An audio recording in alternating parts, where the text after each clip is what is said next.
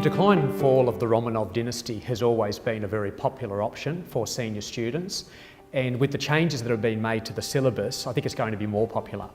I think we can look at the popularity on a number of levels. What we've tried to do with Modern History Transformed is provide a detailed analytical account as to what happened during that period, but there's also a strong link to the importance of the history in regards to the current day.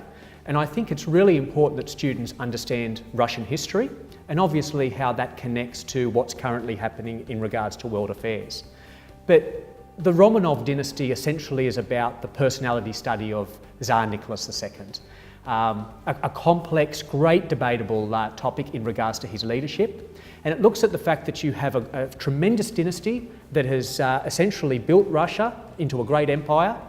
And this now goes to Tsar Nicholas II in terms of how he's going to manage and handle these particular elements. And it really looks at the political nature of making decisions and the effects that poor decisions can make on a nation. So students are obviously captivated and engaged by the relationship between Tsar Nicholas II and his wife Alexandra. They are definitely interested with the arrival of Rasputin, the mad monk, when he comes into the equation.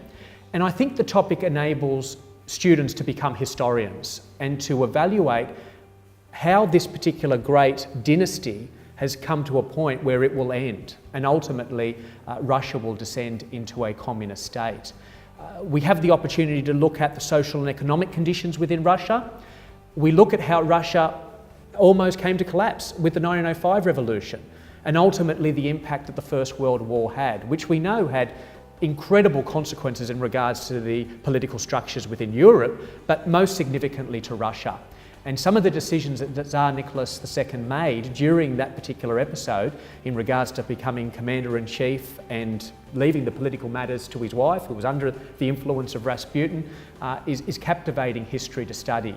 And sadly, for the Tsar and for the Romanovs, those particular decisions affect the leadership of that particular time and ultimately the Bolsheviks who will eventually come to power in 1917.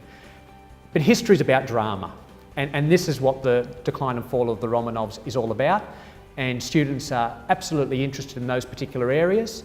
And I think in light of the fact that we've now approached the centenary of the 1917 revolution, I think it's an absolutely appropriate time for students to engage in this particular area of history and to understand how Russia has developed and transformed since this particular time 100 years later.